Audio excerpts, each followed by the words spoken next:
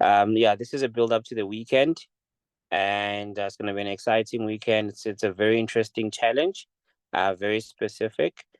So this is an info session to understand a little bit more, but also to get a sense of a bit of the technical side.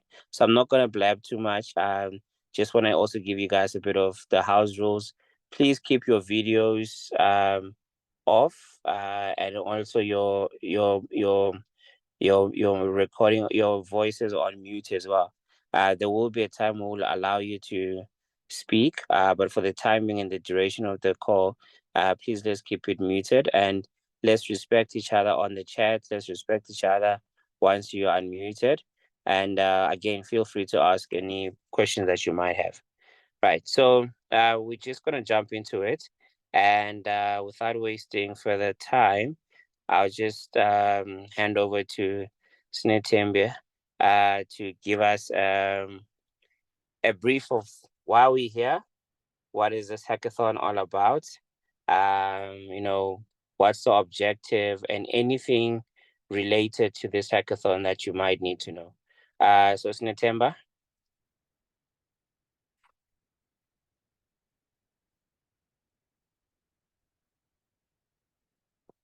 Hi everyone. Just having some technical difficulties. Yeah, I hope you guys can see me. I feel like I've been posting a lot of branding lately, so I need you guys to at least see that there's a person behind all of this. I am the founder of Borderless. I'm very excited for this weekend, and I'm very excited that you guys are here and are willing to participate. Um, yeah, you guys will fully understand where we come from as a startup to even end up having a hackathon with Geekulcha and with you guys. So just a quick just rundown of today's program. We're hoping to finish by 7, but basically it's just for us to equip you guys as much as possible so that you guys can start ideating because it's a very unique and specific challenge. I wanted to equip you guys with as much information beforehand so that during the time frame you're actually able to get quite a lot done. So yeah, as we've done now, Misha's done amazing introductions. I see most of you are from 011. We have some people outside of the country, so that's really exciting.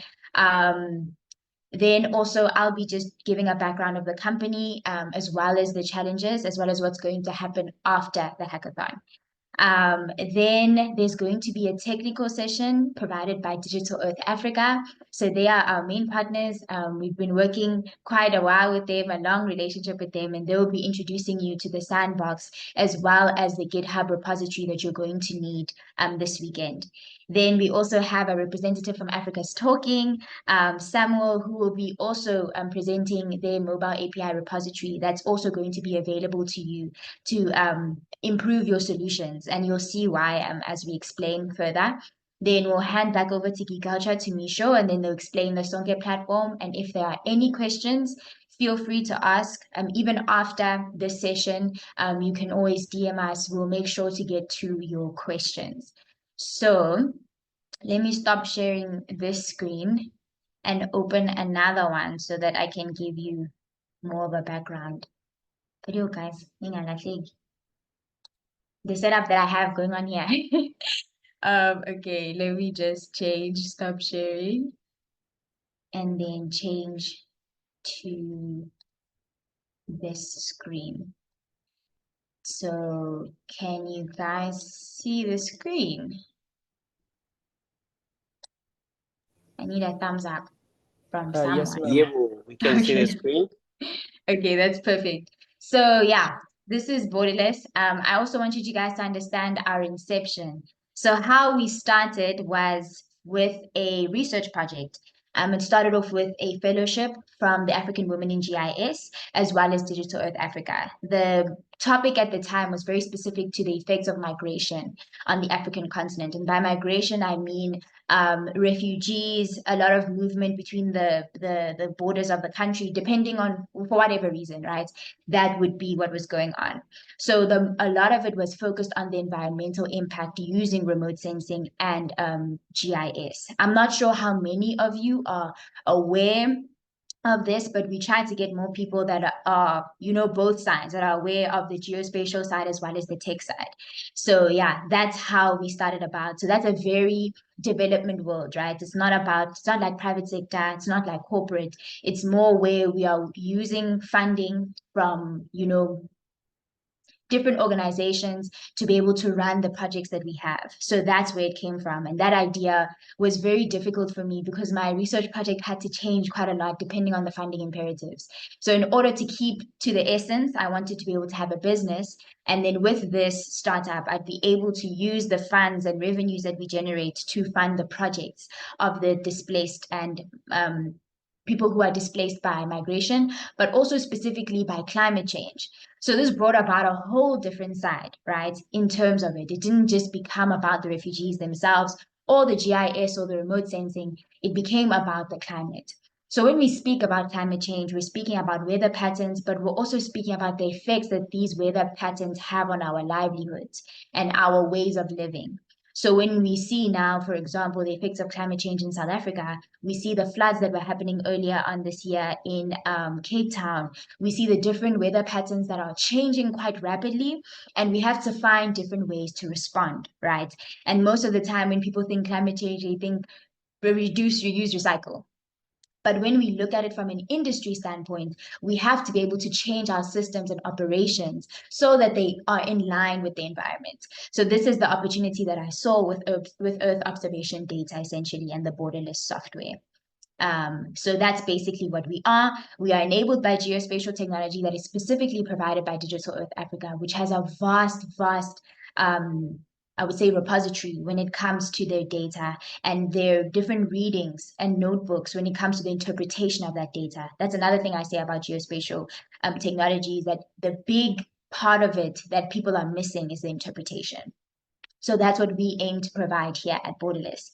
So as we says here, it says we aim to define African climate resilience with an equal focus on the environment and the people. So this is the overarching philosophy of what we're trying to give birth to and what we're trying to create.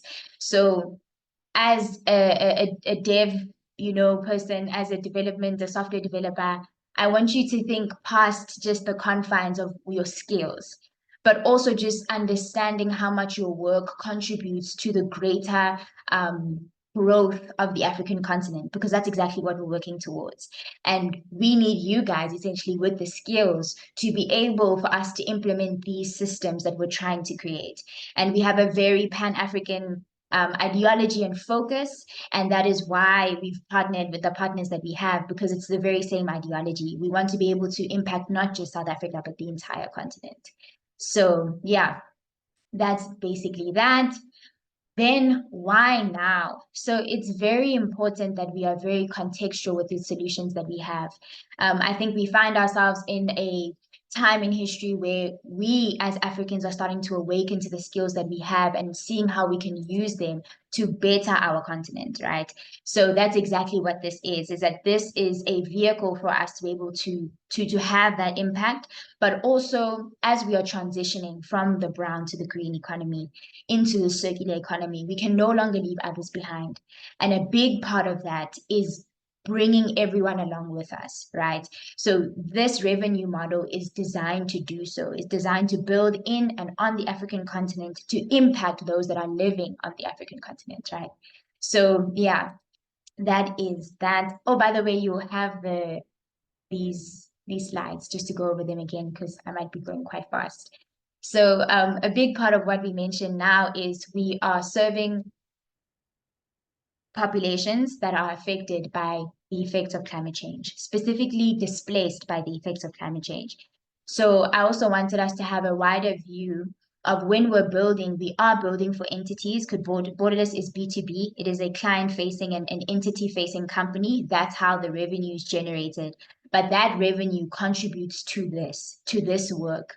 So when we say we serve, this is what kind of projects we want to be involved in, projects that we are working to partner in, specifically when it comes to displaced populations. So I'm not sure if you guys are aware of what's happening all over our continent. There's a lot of humanitarian crises, but I wanted to highlight this specific one.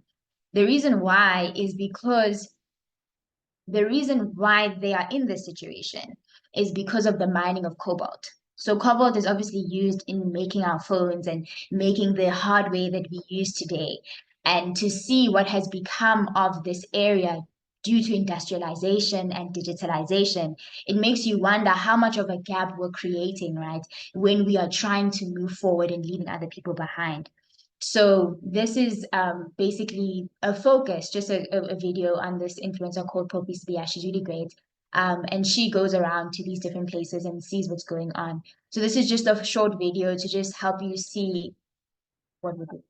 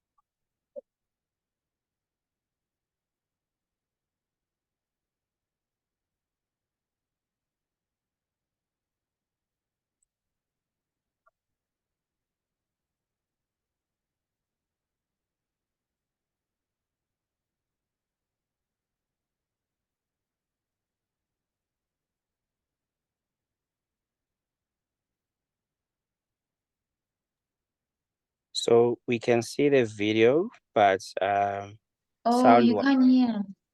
yeah, it's like cutting. Okay, okay. Maybe once you guys share it, oh, then you can watch it properly. But essentially, yeah, that's just the background. And also, when we are looking at other issues regarding humanitarian issues, we should be able to open up our minds and say, okay, even if this is happening in another region outside of myself, what is happening in the place that we are currently in? And in the South African context, we know that we have a lot of these same displaced populations, just living in informal settlements, right? Living in different places. And the big part of the video that you didn't hear was that the work that's being done is not sustainable. And that's a big part of why we want to be a part of this, is to be able to solve the solutions for the private sector and solve it at an industry level so that it can become more sustainable for those that are most vulnerable to the effects of climate change. But yeah, I'm sorry you guys couldn't see that video. I was just being here. But that's fine. Also, yeah, so this is the business facing side, as I was saying, when it comes to the entities. So specifically, we are organizing projects working specifically within renewable energy, mining, and data infrastructure, because a lot of their projects are quite long term and they do have a lot of environmental impact. And they have to do environmental impact assessments, and they have to be able to monitor the effects of the environment, the effects their operations have on the environment throughout the project. So there's a lot of interest in terms of that happening right now. And that's why I want to get started with building, so that we can get started with these projects that are currently waiting. So yeah, defining the success for me specifically with the hackathon, the reason why I did it was to be able to create the foundations of an MVP, right? It is very difficult to find skills, technological skills at a price that is sustainable for a startup. So it is one of those things where this is going to be a big part of our journey moving forward, right? And also just bringing on other team members. So I'm very happy that most of you are young people, you're from South Africa, and I'm hoping to build with like-minded people. And that's a big part of what I want to do. Is there's no point in winning alone, right? We have to be able to bring more people on to the team. And this is a big part of the hackathon, is to be able to look beyond just the weekend, but past the weekend and say, okay, if you are interested in contributing to this work further, if you are interested with working with us and developing the solutions that you come up with, we are very open to that, especially with the projects that are being or that are coming up soon. So yeah, with that being said, we will now focus on the challenges themselves. So now I have to change my screen again.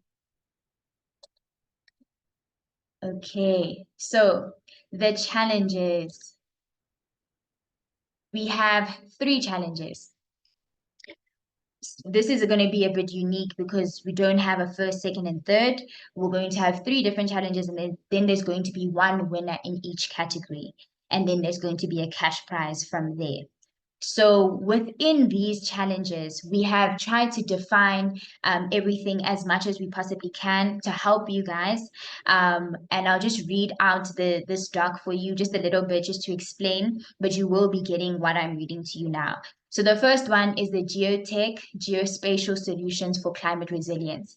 So the problem statement is develop a web-based solution that utilizes open source geospatial data to monitor and address climate-related challenges, such as deforestation, drought, or urban heat islands in Africa. Your solution should provide actionable insights that can help policymakers, NGOs, or communities make data-driven decisions to enhance climate resilience. So we have tried to bring everything that you need in terms of the sandbox. There's links to the sandbox and the GitHub repository that they have. But after this session, we can get deeper into what Digital Earth Africa is going to supply you and what is available in terms of the capabilities of the sandbox. But the main language here, I know that you guys are interested, is Python. So you'll be using Jupyter Labs quite a lot. So the main language that you'll be using in the first 2 challenges is Python. Then the second challenge is data visualization, climate impact dashboard. So the problem statement is create an interactive dashboard that visualizes climate related data using GIS mapping. The dashboard should allow users to analyze trends, assess risks, and generate reports to support climate action at local, national, and continental levels. So with this challenge, it's very important that you understand that maybe from an outsider point of view, as you're trying to use and interact with this technology, it can be difficult. So in order for it to be more user friendly and for more people to get the benefits of this work, we want to be able to make it very easy for them to understand. So this challenge is very important with that in terms of trying to really bridge the gap between the information and the data that we have so that it's consumed by majority of us. Then the last one is the think tank or innovation, tech-driven climate policy. So with this is open to non-coders. This is a solution that you guys can think for yourselves and see how far you want to take it and what elements you'd like to include. Specifically, the problem statement is propose a tech-driven solution that addresses a specific climate policy challenge, such as reducing carbon emissions, promoting renewable energy adoption, or enhancing risk disaster preparedness.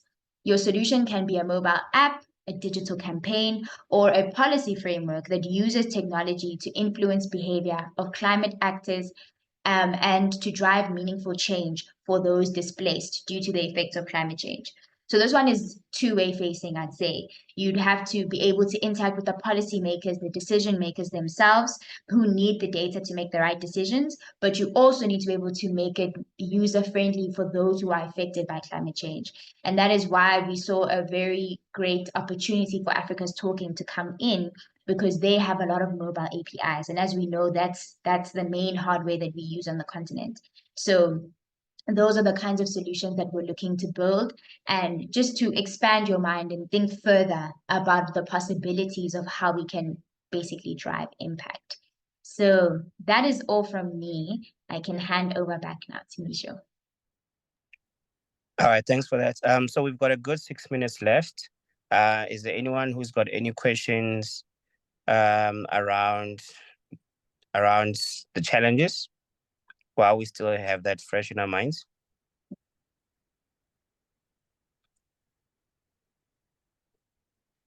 If you have a question, please unmute.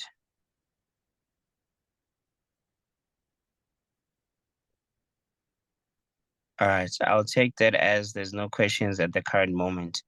Cool. So that's perfect. We then gonna hand over to go to the next section, which is now a little bit more technical. So there's a question: are challenges randomly assigned to the teams, or we get to choose? You get to choose, but we need to make sure that there's a minimum of 3 people, 3 teams per challenge. So we don't want too many people, too many teams in one challenge. There needs to be a balance. So as much as you choose, Snare, we are seeing your emails. All right. So if you get to choose, but there'll come a time where we'll block the selection of a particular challenge just to make sure that there's a balance throughout all the different challenges. So yeah, Jeffrey, hope that answers your question. Are we allowed to use any language for programming?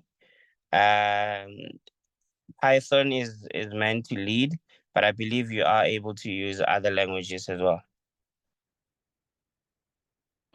All right, maybe let's go to the technical sessions that can help us understand a few things in terms of what is expected from a technical side. So, Doc, are you ready, Dr. Kenneth? Yes, sir. Thank you. All right, the screen is yours. I thought you meant the floor is mine. Thank you, sir. You can take the floor too. Thank you so much. It's a pleasure to meet everybody. Good evening, and quite short technical side from my end. So I'll share a little bit about Digital South Africa just to give you a small overview. Then I'll share the slides in the chat. So this Digital South Africa is a continental program and set up 4 years ago, and we work with partners across the continent and resonate very well with the theme of this hackathon. And Sinethemba is one of our champions based on her great work over the past year. And our program is working with all sectors, looking at agriculture, water, land, urban, and coastal, all in power of empowering decision making that will help us have a sustainable Africa. We work with partners across the continent. We were hosted by South Africa National Space, and now we are hosted by RIS in Joburg. But we work with partners across the continent, trying to connect all these countries. And Digital South Africa platform is based on open data cube technology, and we were hosted by Amazon Web Services. So it means you can access the platform from anywhere. And now we are looking at having almost 4 petabytes of data, and we've done some work the last 3-4 years, providing the Earth observation data in an analysis-ready format, and we have some of the continental services that I'll introduce you to.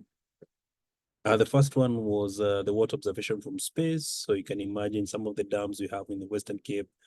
We can see how they have been over the 30 years.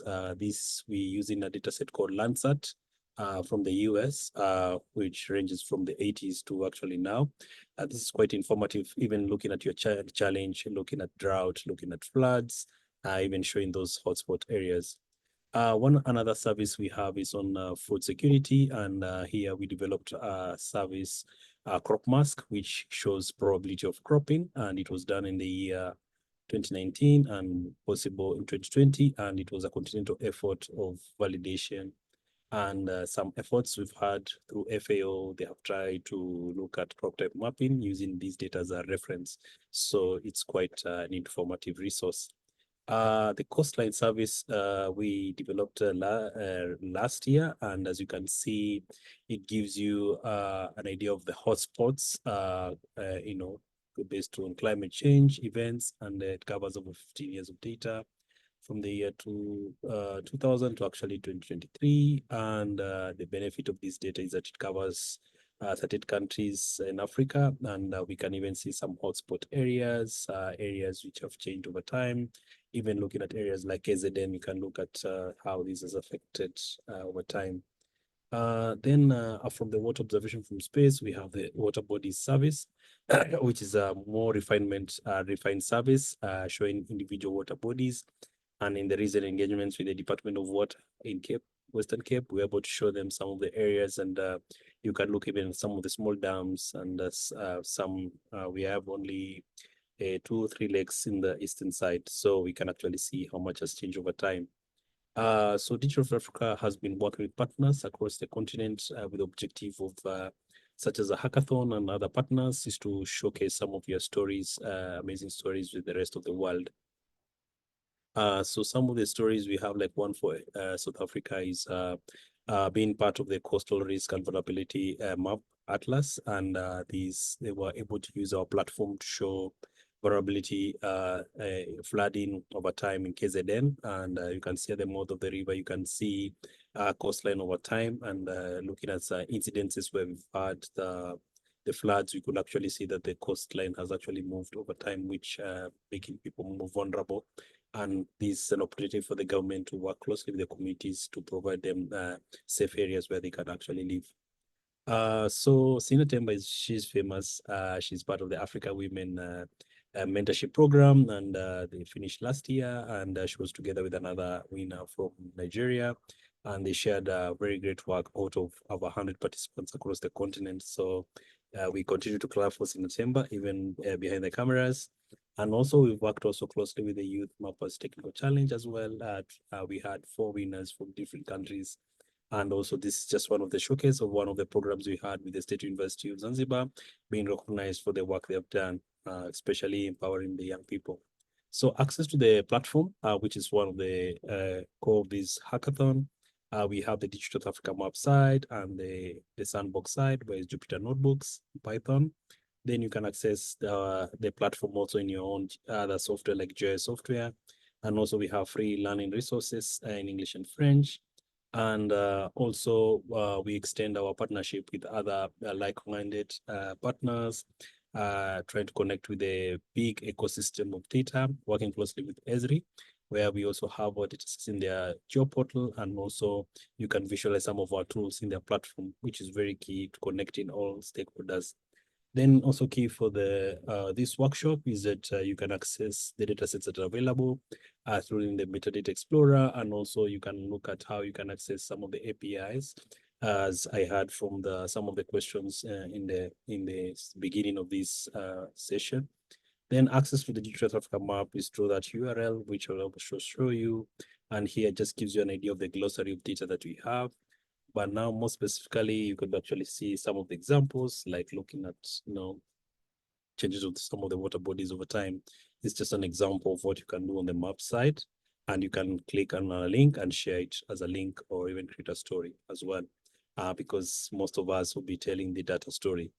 On the Sandbox side, which is Jupyter Notebooks, here you register a free account, and you get access to the platform, at least 10 GB, and you get at least 2 GB of RAM. And we have different folders organized very well according to each thematic area, and also very classic examples that we have. And I'll be able to show you some of the examples. So getting started with the Sandbox, you register with your email and sign up, and you get signed up like ASAP. Within seconds. You'll be able to use the platform Sandbox. So this is just a small a demo because of time on our website. You can see the access to the platform. Then on the Sandbox, so you have folders, and then as you registered for your Sandbox, you'll see a typical workaround. So this is just an example of the user guide. And now on your Sandbox, you could see the different folders, the data sets, the different folders. And by a good example, we normally rename our work. And this is just an example of the GitHub as well, a repository where you can actually access more as of this, even cloning your own GitHub or own account on your Sandbox. So that's just an example. And to summarize everything is that in the different folders, you'll be able to see some of the tools, many tools you can use for water, for monitoring agriculture, or even monitoring urbanization, or even monitoring other areas like land degradation, as mentioned by Sinethemba in some of their work. So this is an example of crop health monitoring, where you can look at some use case area. This is around Pretoria. You can just look at specific plots and you get the idea of crop productivity, which is very key as we see in such startups, others using this to give more information to small scale farmers. This is just an example of how you can capture drought from space, and this is looking at a snapshot of different years. You can actually see what happened, and then you can actually document this as part of your work. Make sure the government is more prepared, and this some of the work we did in Nigeria. This script also you see in the slides that helps you do some flood risk monitoring. And I think I had someone from the youth map was trying to do some work around Limpopo areas, so you can use it, especially where you know there's some vulnerability of flooding.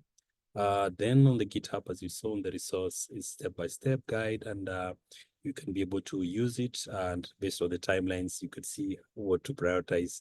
So we have the learning resources on our platform in English and French, and this is also a very good area to get more information. And also we have more ways of connecting with us, especially the live sessions, which are more tutorials. But I'll be able to show you more on the website as a summary. And this is just acknowledgement of the partners, especially the Australian government and Helmsley Trust, who's made our work very possible over the last 4 years, and our hosteries for hosting the program, and also ways of connecting with us, contacts, and also you have contacts of the organizers. And this is the keyword in case you can submit your feedback, and we can share with you the slides as well. And just as a summary, I could just show you the website with the permission of the moderator. I know we are good on time. And just giving you the example for the, so on our website, digitalafrica.org, you'll see access to the platform. And as you've seen, all the resources and the sandbox and the notebook repository, giving you an idea what tools we have and a summary of the capabilities. And on the maps, we showed you how to access it. And also here, you could also upload some of your data, which could be most likely a web service or local data like a JSON or KML file. But in the data dialog, it's easy to access some of the data sets just to give you an idea what's available. And here you could just, most of our area code, I think, was around, Gauteng, so I could go to Pretoria, and you can just zoom into some data here, and you can see what data is available, just for your hackathon and ideas on getting products and data products. As well, the video will be shared with you for your reference. So as you know, most of our data sets, sometimes we run into cloud cover. So we are safe in August, so you can just move between dates. And the other best part is that you're not downloading anything, you're just comparing from space. Or a relative might ask you, how was the situation this time?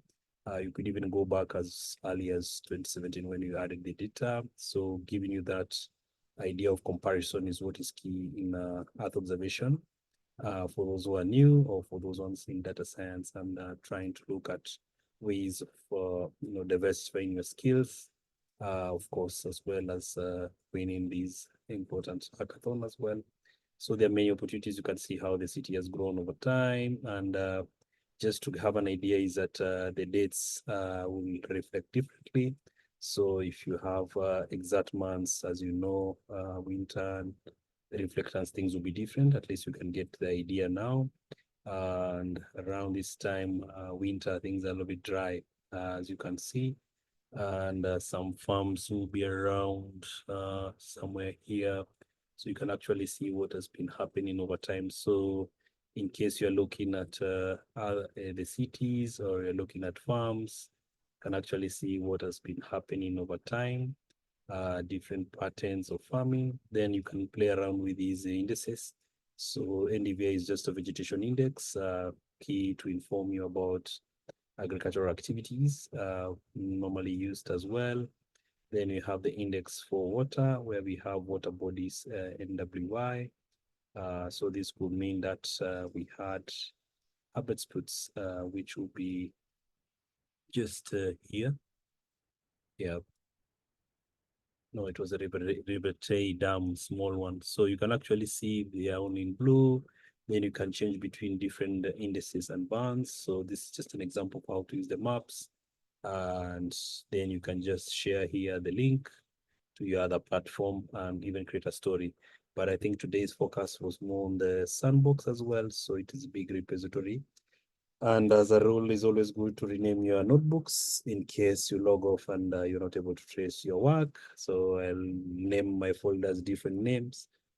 So like, for example, you could open any notebook, for example, like one on what extent, and then just renaming it to some name that you'll be using so that the next time you log out, you don't miss your work. So you could just save as, so it's just saving the notebook itself and,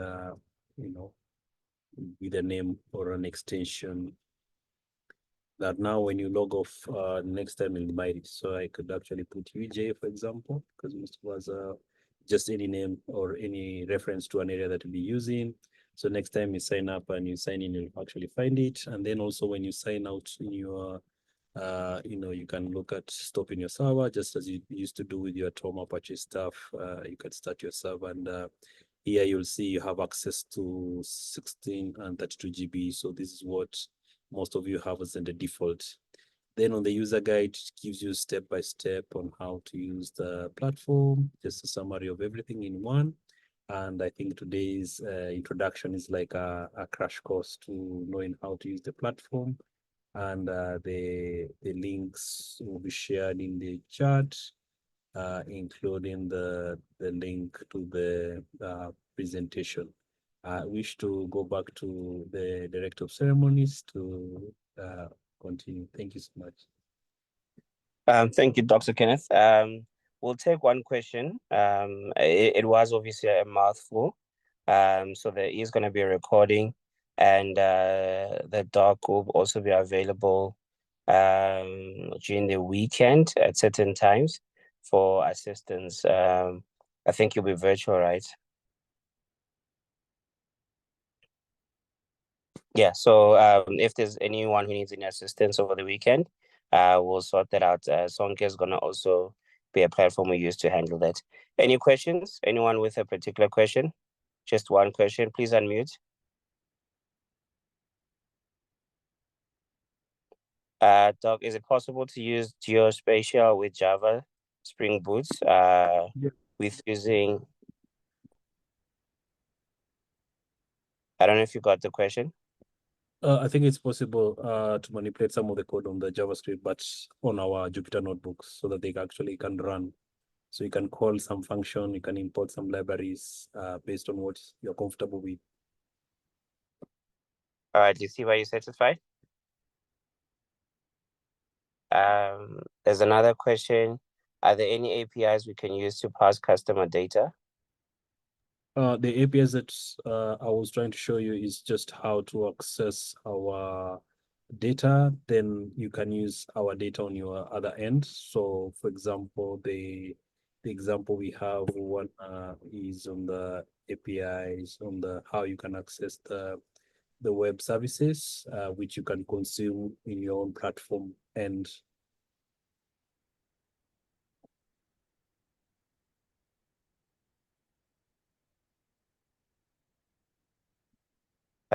Are you still with us? yes, I posted the link to the web services. All right, awesome. So do check the chat. There's 3 links in the chat. But we'll obviously address more questions later on. But yeah, because of time, we do have to move to the next session, where we're gonna get a bit of understanding of Africa's talking and what are they talking about. So we've got Dumi on the call.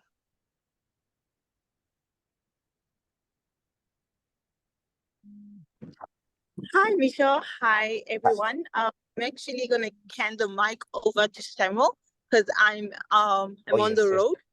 Yes, so Samuel's gonna share a lot more about what Africa's Talking does, and he's also gonna share just a bit more on our APIs. Thank you so much. Awesome. Sam? Hi, everyone. And first of all, thanks so much for inviting us and giving us this opportunity. Secondly, I think kudos to everyone and also kudos to Dr. Ken. I think it's amazing work you guys are doing with platform, and was really impressed with the presentation. Secondly, just allow me to introduce myself. My name is, and I hope everyone can hear me. If you can hear me, just give me like a thumbs up. Yeah, So, we can hear you. yes, awesome. Yeah, so are you projecting anything? yes, I will at some point. Oh, okay, no worries. Yeah. So my name is, I'm currently based in Kenya, but Africa Stocking has operations across all Africa. I think just as Digital Earth Africa have presented, we also have operations across, I think, almost all countries, majority of the countries in Africa. And our business mostly empowers developers to be able to offer communication or to communicate with clients across Africa. And the biggest benefit is that we allow a developer to be able to just build one code base and be able to immediately have reach across multiple to clients across um, multiple countries across Africa without necessarily needing to go and talk to each telco, integrate with each telco. So our services are being able to send out text messages, and I'll demonstrate shortly. USSD, and that's the SSD short codes. Airtime, being able to disperse airtime, and I think I'll go a bit deeper on that. We also have voice. Unfortunately, at the moment, voice is not live in South Africa, but we'll be launching voice soon, and probably to demonstrate. And apologies, I didn't have time to prepare like other presentation, but I hope I'll still be able to show it. So our platform, this is our website, and if someone comes and clicks here, they'll be able to go set up and create their accounts. Once they do, it offers two platforms. So there's the live platform for this exercise, and I think I'll be using the sandbox, and I think that's what majority of the team here will probably be interacting with, because it allows you to be able to test your application, and then immediately you're ready to go live. Then you can be able to it's just a config change, and then and you can test sandbox. You can test your application fully without incurring costs, and then you only incur costs once you're ready to go live. So as you are well aware, majority of Africa's, I think it's the same with South Africa, majority of our population still relies on 2G technology. So you're basically looking at SMS and USSD. So probably to demonstrate so once you're here, and to demonstrate how you can be able to integrate text messages into your applications. Or basically, once you're here, it offers you the capability to be able to test SMS. Insight is currently in beta, it's still not live in South Africa, but this basically allows, it is the new product that's coming soon, and it's currently not live in South Africa, so I want to touch base on it.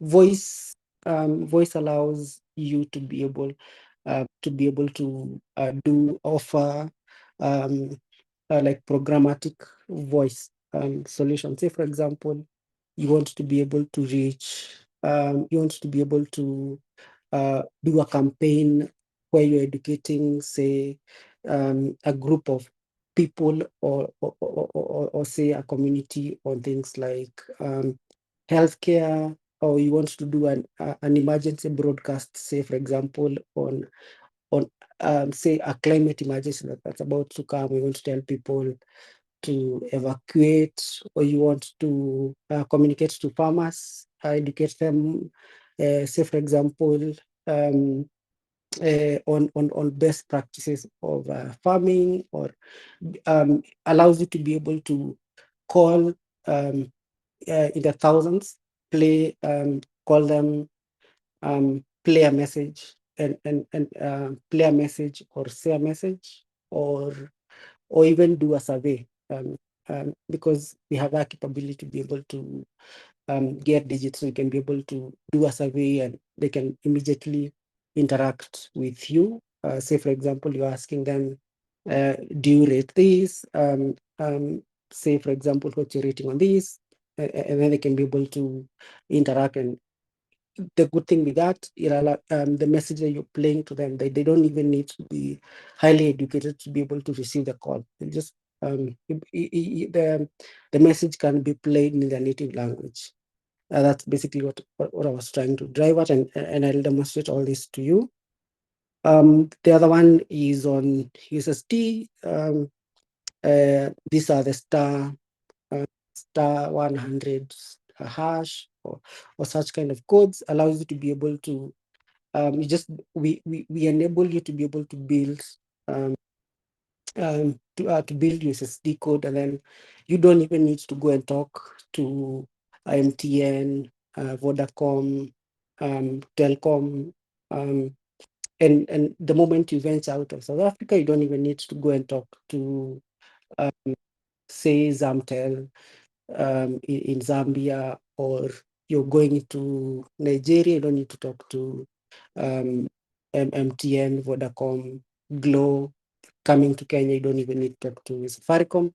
You reuse the same code base and the same flow, and our sandbox allows you to be able to basically test that. And then finally, the last service is airtime. Say you are doing a campaign where you gifting people airtime for, say, for example, participating in an activity, or you want to be able to issue them rewards, or even resell, resell airtime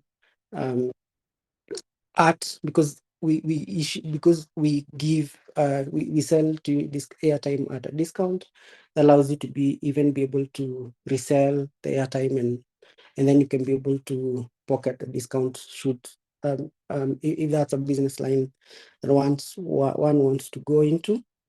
Now for my demonstration, so you can find the simulator here on this link here. Here at the bottom, which is launch simulator. It is going to launch something close to this. Actually, it's going to launch.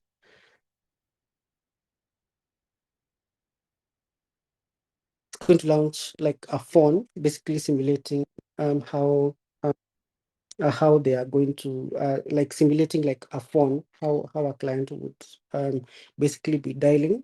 For this exercise, I'll use this, but the experience is the same.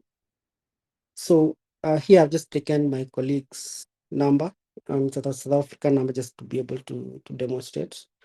We'll be using Postman basically to just show. Well, there's another one, mobile data. We are still not live on mobile data in South Africa, so I will not be demonstrating it. So I think to start, like how you're able to send a bulk message, the parameters, you'll find them in the docs. Basically, it's the username, the number you want to send to, and the message that you'll be sending. For this a particular example, just comes say sandbox. When I hit that, then can see I'm able to send message, and then the message is right here, just received. And you can now use this. I'm just using the Postman. You'll bear with me just to simulate how you're able to send a message. You can also, if your capability allows, if your application requires you to be able to receive text messages, the sandbox also offers that capability. Let me see if I have a code here that I can.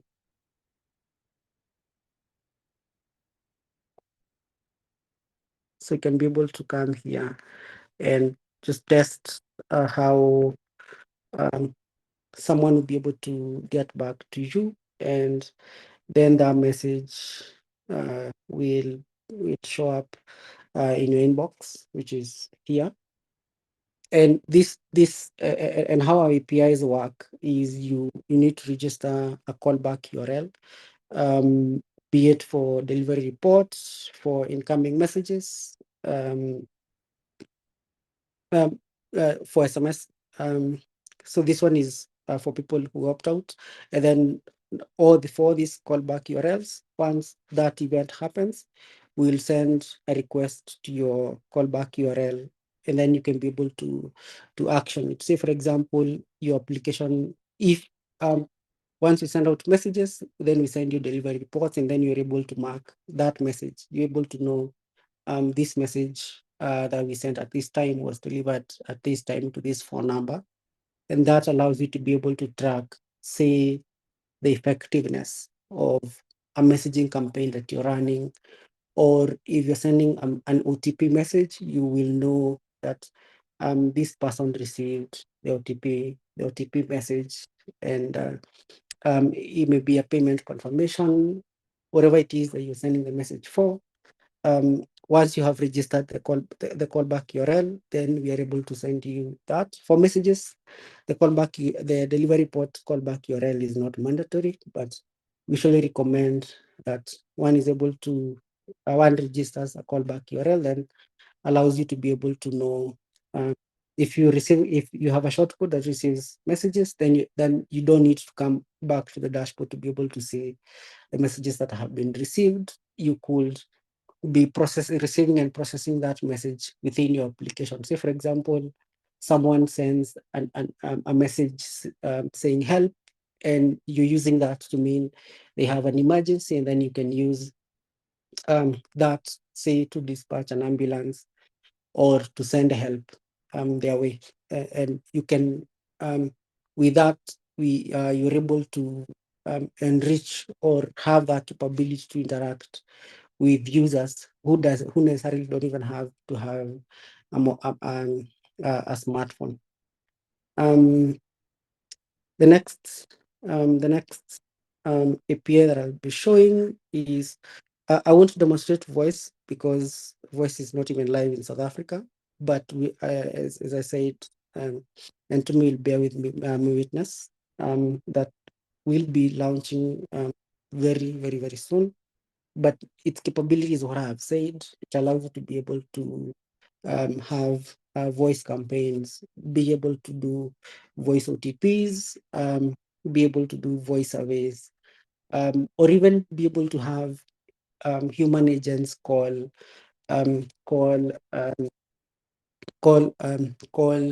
your customers, or receive calls from your customers to human agents, and be able to serve them in a really easy way to integrate and seamless. And you as a developer don't even need to worry about or care about what CPs and what the C protocol is.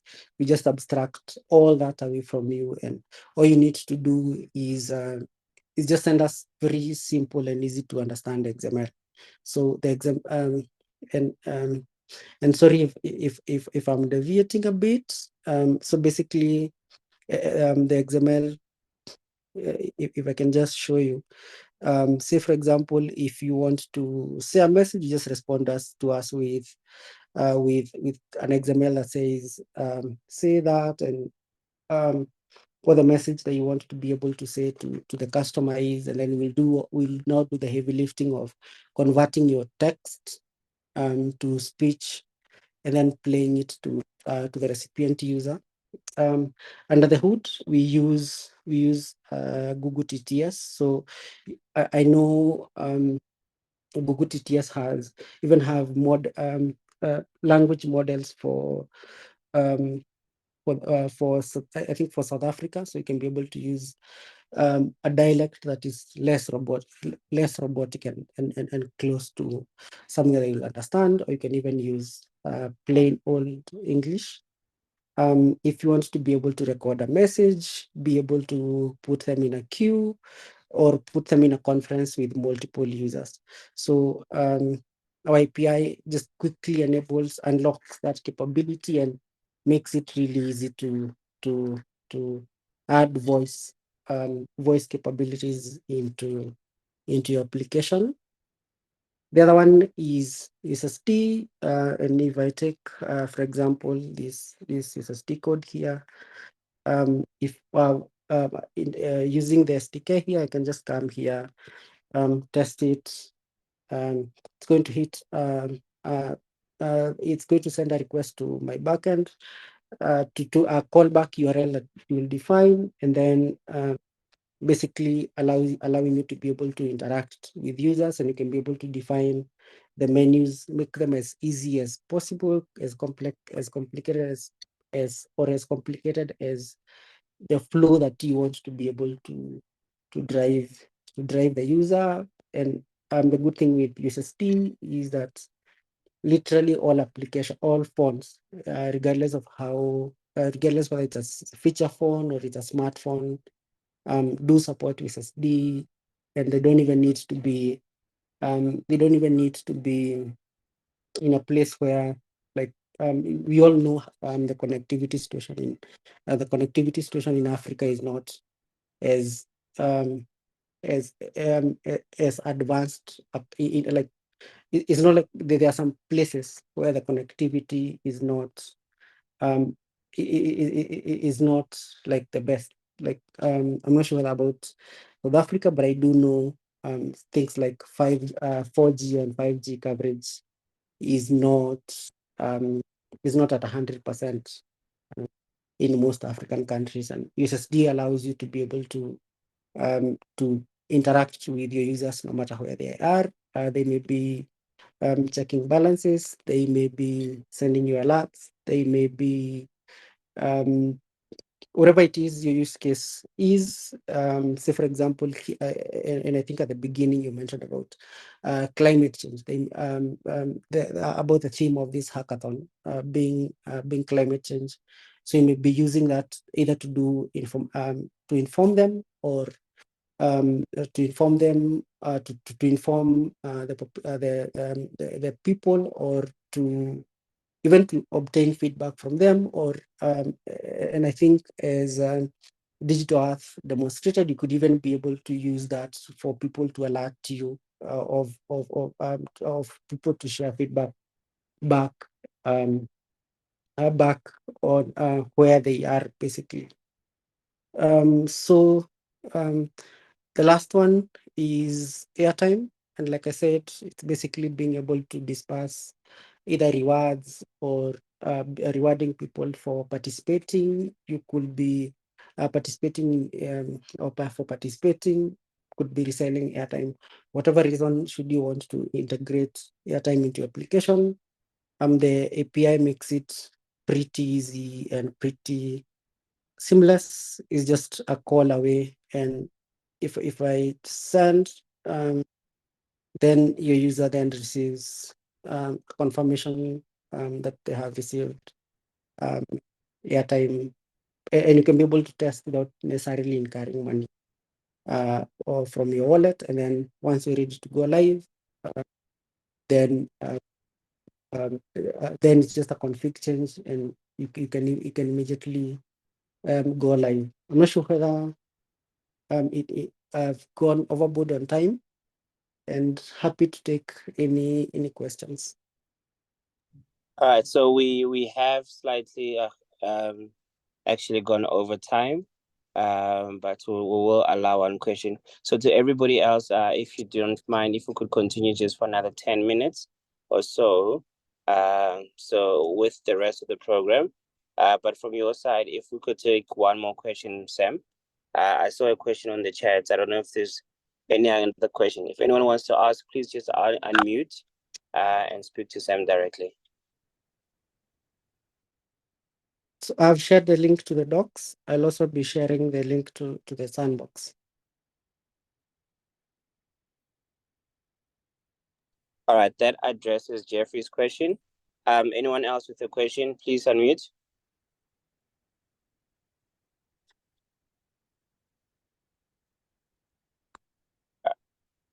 All right, Sam, it seems like there's a question on the chat, if you don't mind just checking it out. For the second challenge, will we be creating interactive dashboard using? I think that's more addressed to. Is it addressed to me? It's probably addressed to Sinethemba, but if there's no questions directed to Sam, then maybe let's quickly move on to the last session. So Sam, thank you for your time. We really appreciate it. Well, thanks so much for allowing us, and also for your indulgence on time. Really much appreciated. Awesome.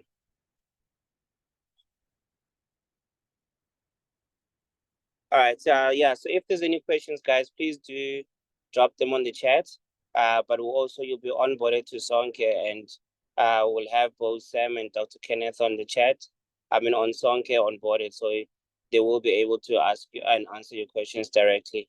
We're going to the last session for tonight. Mr. T. Good evening, everyone. I'm not okay. Can I please have the ability to share my screen? All right. So while they give me the permission to share, essentially you will receive an invite to Sonke if you haven't. But we have basically issued that invite. So when you receive the invite, just create the account, and you'll be able to get into the workspace of the hackathon. Yeah, so if you have not created an account, or if you have not received, do not panic. We'll be issuing out multiple invites until you are basically onboarded to the platform. So I'm just going to, okay. So essentially, this is where we will be in terms of the digital workspace of the hackathon.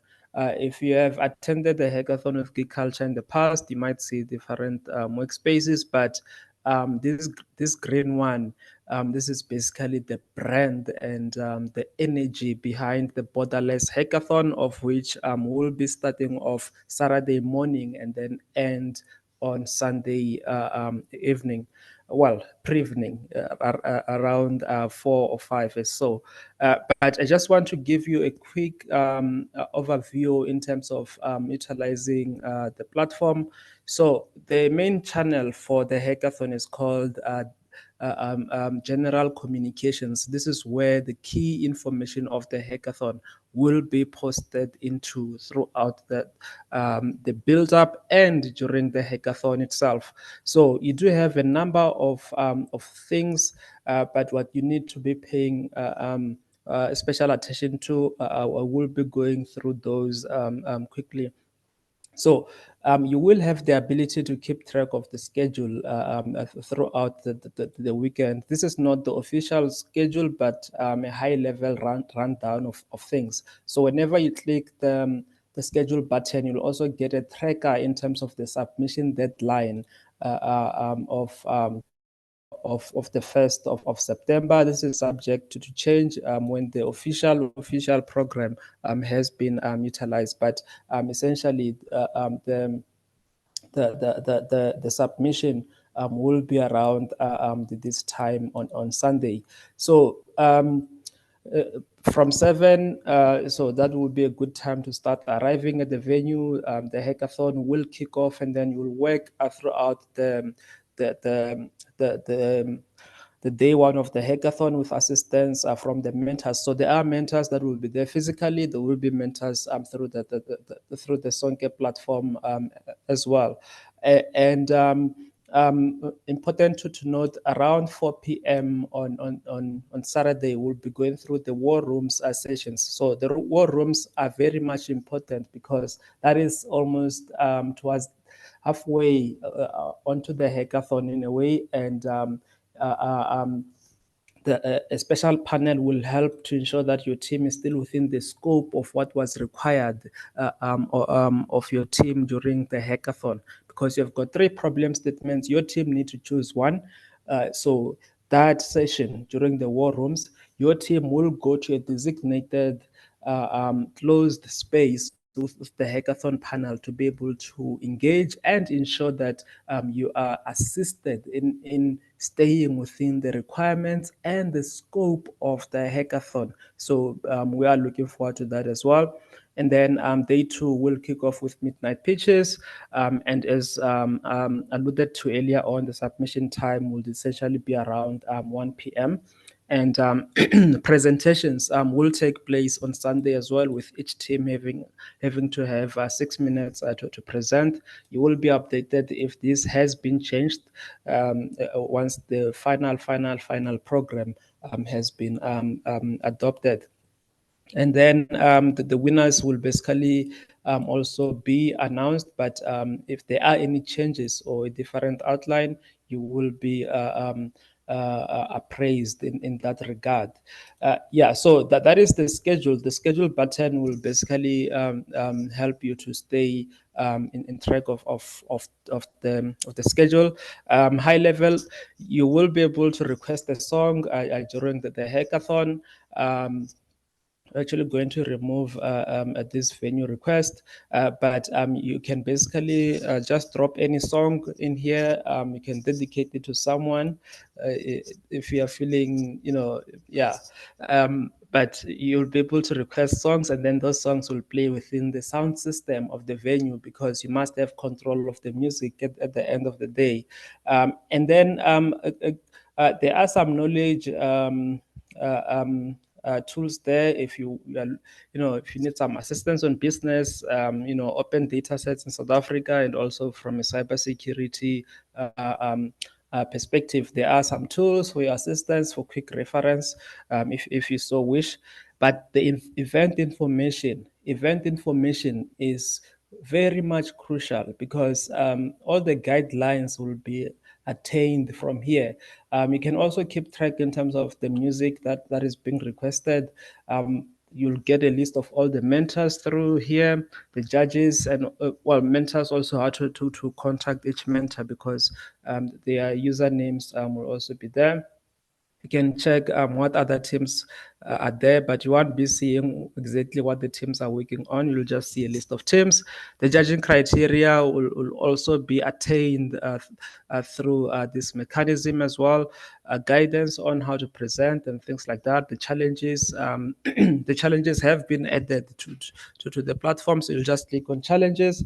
If there are any resources, we'll add all the different resources. There are resources actually, but you will get access to that. But yeah, so event information is your one-stop drop-down tool to be able to find all the necessary information.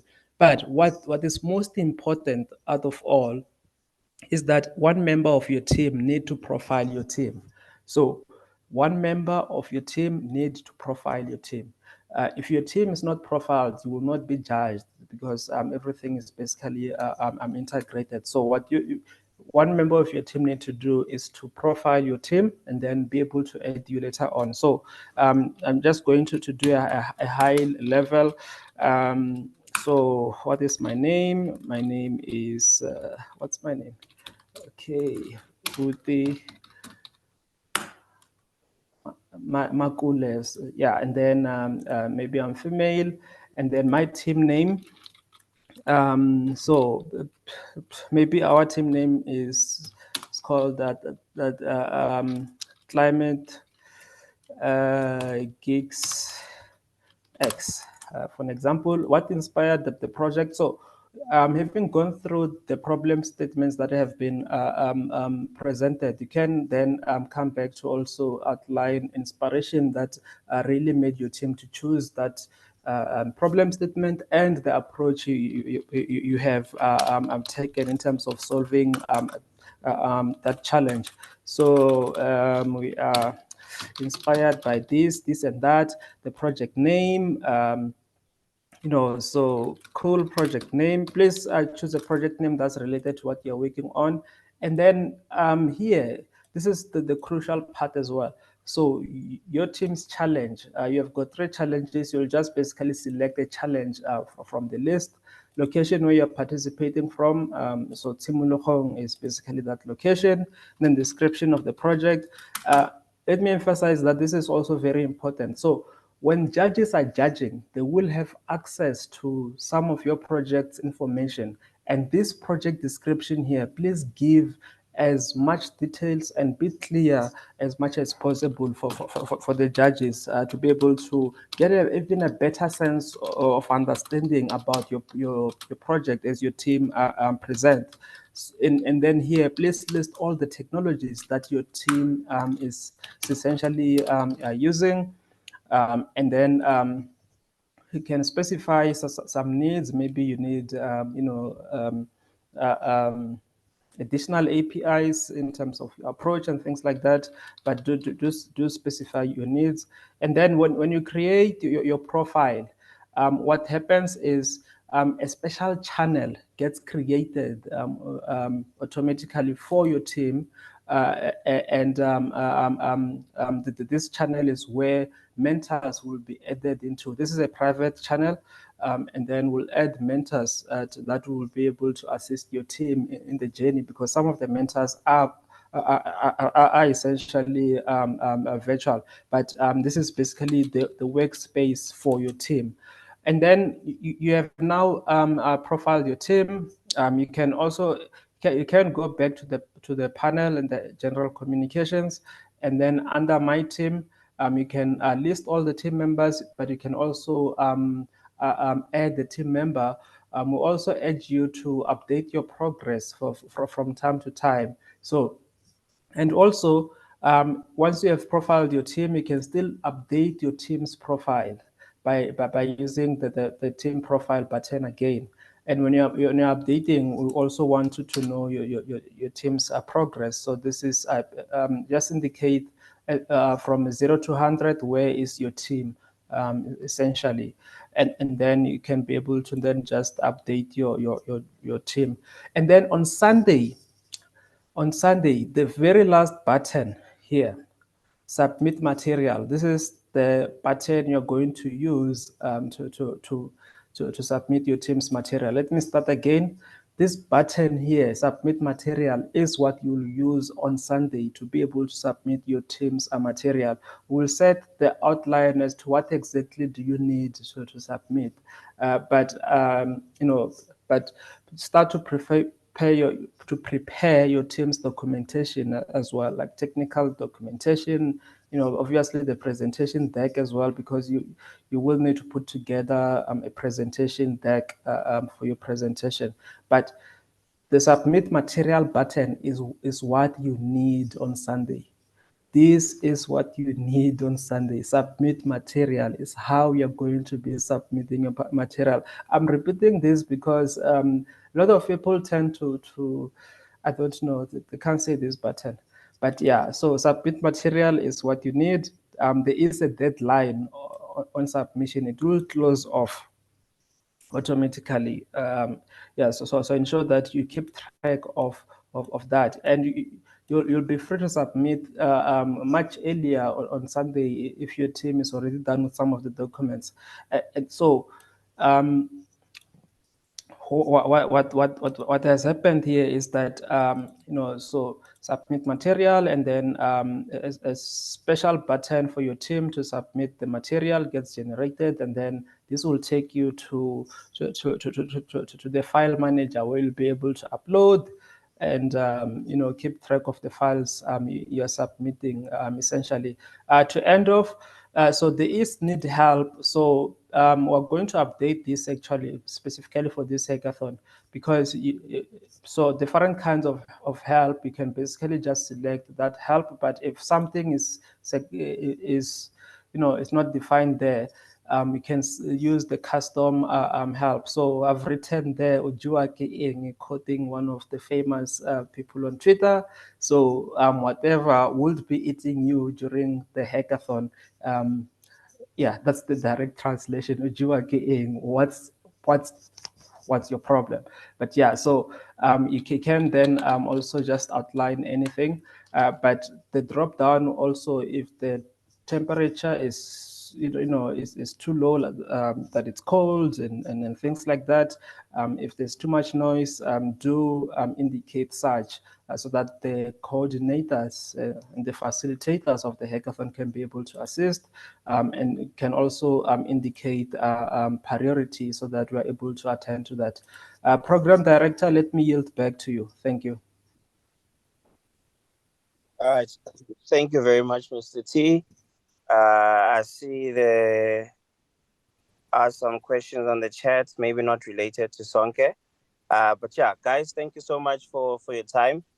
This is a good time to open the mics and ask any questions that you might have in relation to the two technical sessions, the challenges presented by Sinethemba, or anything related to Sonke. So what we're going to do is we're going to share with you guys an info pack where you will have the challenges, where they're unpacked a little bit. You have links to some of the sandbox content. You have access to the judging criteria, but most of the material is gonna be on Sonke as well. So things like the schedule is also gonna be on Sonke. The key thing, just to let you guys know, it looks like the weather's changing, so bring something warm. We do advise also to bring maybe an extra multi-plug or adapter for your devices, because at times the space does not always have enough. Do not worry about food and Wi-Fi, that will be taken care of. As T mentioned, request for music, that's also available there. But yeah, we definitely are looking forward to seeing you guys and hosting you guys over the course of the weekend. But yeah, good time to open the mic. If anyone has any particular questions, please raise your hand or open your mic and just ask.